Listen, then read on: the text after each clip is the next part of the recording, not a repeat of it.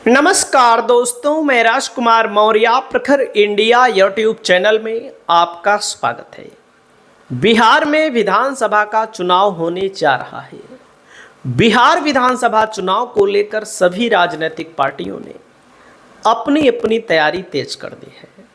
आज की इस वीडियो के माध्यम से आप सभी साथियों को मैं बताने जा रहा हूँ बिहार चुनाव से संबंधित सबसे सटीक सर्वे, किस पार्टी को कितनी सीट, कितना परसेंटेज वोट आने वाला है, आपकी राय क्या कहती है कि बिहार में किसकी सरकार बनेगी। आप लोग अपनी राय को कमेंट करके बताइए। और दोस्तों, फलोदी सट्टा बाजार में भी इस समय सट्टा लगाया जा रहा है बिहार के विधानसभा चुनाव को लेकर। फलोदी सट्टा बाजार में तो प्रत्येक राज्यों के चुनाव के लिए लगाया जाता है, लेकिन बिहार के लिए सबसे ज़्यादा इस वक्त लगाया जा रहा है। और मैं आपको बताना चाहूँगा कि बिहार में बीजेपी है, बीजेपी के साथ नीतीश कुमार है, नीतीश कुमार के साथ चिराग पासवान है, उपेंद्र कुशवाहा है, जीतन राम मांझी हैं। एक बड़ा गठबंधन बीजेपी ने बनाया है। बीजेपी ने बड़ा और मजबूत गठबंधन बनाया है। वहीं पर तेजस्वी यादव हैं, राहुल गांधी हैं, कम्युनिस्ट पार्टियां हैं और साथ ही साथ मुकेश सहनी है। तो इनका भी अपना एक गठबंधन है। पशुपतिनाथ पारस भी शायद हैं, उनके आने की भी संभावना है।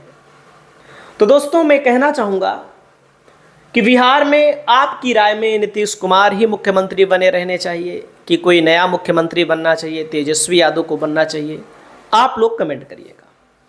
यहाँ पर जो सर्वे किया गया है वहाँ पर प्रशांत किशोर की भी लोकप्रियता कहीं ना कहीं दिखाई दे रही है, जो सर्वे आ रहे हैं, और चिराग पासवान की भी लोकप्रियता दिखाई दे रही है मुख्यमंत्री पद के लिए जो सर्वे आ रहे हैं।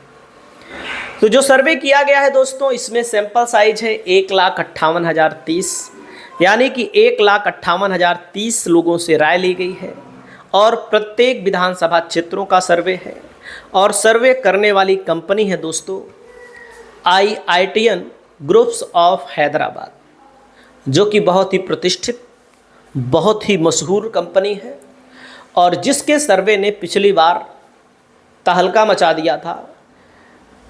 इस सर्वे के मुताबिक पिछली बार जितनी सीटें महागठबंधन को कही गई थी उतनी ही A to Z, मतलब एक्यूरेट उतनी ही महागठबंधन को मिली, और जितनी ही NDA के लिए कही गई थी उतनी ही NDA के लिए मिली, और जितना LJP और अदर के लिए कहा गया था उतना ही LJP और अदर को भी मिला। तो दोस्तों, यहाँ पर जो पहला पॉइंट लिया गया है कि इस सरकार से, इस राज्य सरकार से कितने लोग संतुष्ट हैं, सेटिस्फाई हैं, असंतुष्ट हैं। तो इस सरकार से 4% लोग बहुत संतुष्ट हैं, जिनको कोई प्रॉब्लम नहीं है। 30% लोग सामान्य संतुष्ट हैं, चलो ठीक है, नीतीश कुमार ठीक है। और आंशिक तौर पर 14% लोग ऐसे हैं जो संतुष्ट भी हैं और असंतुष्ट भी हैं। और पूरी तरह से असंतुष्ट लोगों की संख्या 41% है, जो कि बहुत बड़ा है। और जो लोग कुछ नहीं कहते उनका 11% है। 11% लोग कुछ कहने के लिए उनको दिक्कत नहीं है।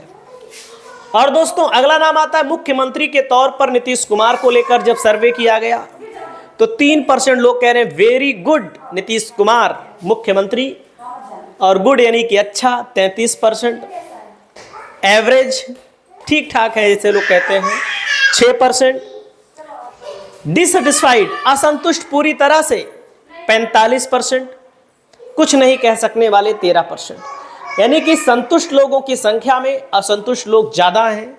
तो क्या बदलाव होगा? वहीं पर दोस्तों, NDA की सरकार को बदलने को लेकर के क्या चांस कहें तो दोस्तों, पॉसिबल है कि 40.5% लोग कह रहे हैं कि बदला जा सकता है। नॉट पॉसिबल है 43 लोग कह रहे हैं कि नहीं बदला जा सकता है। 16% लोग कुछ कहने की स्थिति में नहीं है। मुख्यमंत्री के लिए जो सर्वे किया गया है, तेजस्वी यादव नंबर 1 पर 32%, नीतीश कुमार जेडीयू 26%, चिराग पासवान 9%, प्रशांत किशोर 16%, सम्राट चौधरी को 4.5%, 12.5% लोगों की कोई राय नहीं है। तो दोस्तों बात करते हैं सीटों की, जो 2020 में इस कंपनी ने IITN ग्रुप्स ऑफ हैदराबाद में सर्वे किया था। इसमें बताया गया था कि दोस्तों एनडीए को 120 से 127 मिलेंगी। एनडीए को मिली कितनी? 125। यूपीए जो आजकल महागठबंधन है, यानी कि इंडिया गठबंधन है, उसको 108 से 112 बताया गया था, मिली कितना? 110। एलजेपी को 1 बताया गया था, मिली 1। 10 से 11 बताया गया था अदर को, तो मिला 9। यानी कि जितना बताया गया था उसी के अंदर ही रिजल्ट आया। तो दोस्तों यहां पर वोटिंग परसेंटेज का अगर आप आकलन करेंगे तो एनडीए को 37.5% वोट मिल रहा है, इंडिया को 38.75% वोट मिल रहा है, जन सुराज पार्टी को 14.5%, जो कि प्रशांत किशोर की पार्टी है, बहुत बड़ा उलटफेर कर रही है। ओवैसी को 1.35%, अदर को 7.9% वोट मिल रहा है। यहां पर आप देख सकते हैं एनडीए की तुलना में इंडिया गठबंधन को ज़्यादा वोट मिल रहा है, 1% से ज़्यादा वोट मिल रहा है, और एनडीए को 1% से कम, मतलब कि 1% कम वोट मिल रहा है। तो दोस्तों और यहां पर जो सर्वे किया गया है रीजन वाइज, मतलब अलग अलग रीजन में किसको कितनी सीटें आ सकती हैं।